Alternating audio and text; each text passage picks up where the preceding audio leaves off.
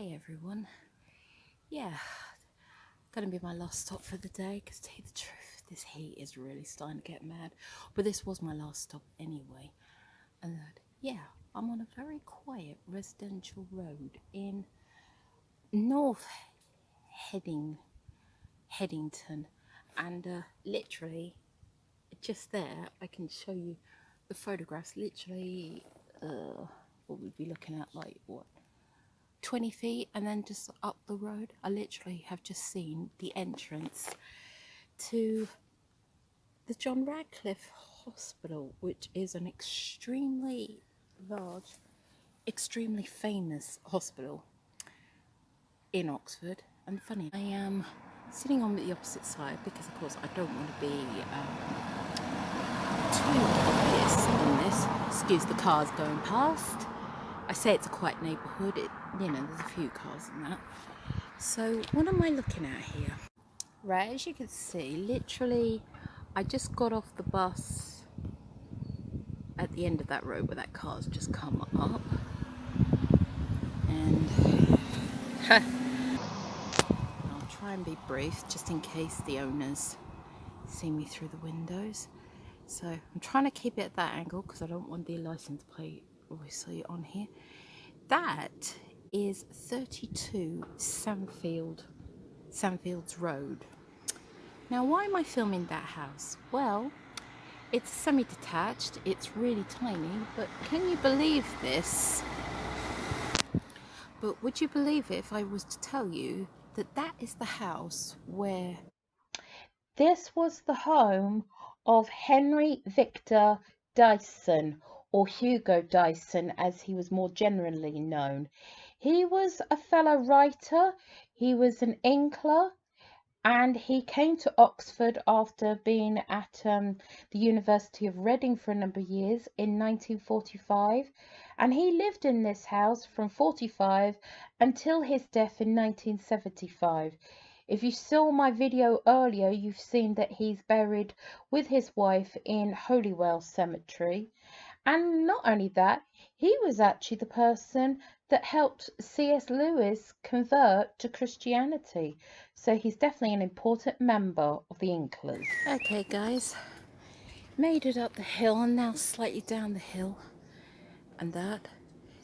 And yes, this is 76 Sandfields Road. And as you can see, I will also insert a photo.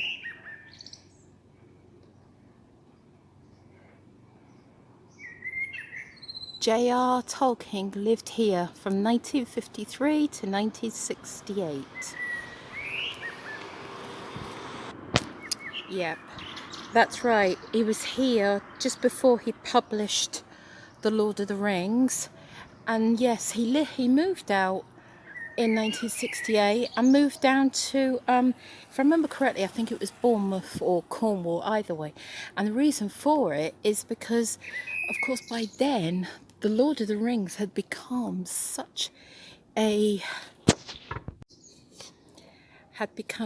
success by then that he was getting fans actually like knocking on his doorstep and actually so yeah, in some respects some people would say, is that what you're doing here? Yeah, but I wouldn't actually intrude on him and all that while he was still alive and living there. But yeah, that's the reason why he left this house with Edith and they moved down to Bournemouth until she died in 1971, and then he moved back into rooms over one of his colleges until he died in 1973. Yeah, just had a bit of a weird look from one of the neighbours, so I hope they can't see me through the windows here. So I'm gonna scoot off now guys because I don't want to get shouted at by whoever lives there now. So yeah, that is one of Tolkien's other homes. Yes, can you believe it? I've now done, I've done Northmoor House.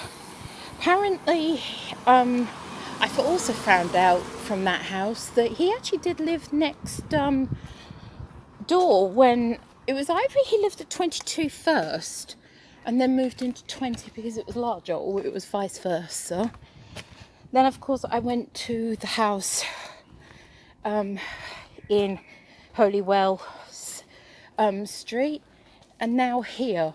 Unfortunately, even though I'd love to go to Bournemouth to do that, one, that's quite far away from me, but more importantly, there'd be no point in me to try and do that, because apparently his house that he lived in down in Bournemouth has since been demolished. So as far as I know, I think I have covered every one of Tolkien's homes that still exist. So yep, so I'm going to head back down this road, guys. Take care, and signing off.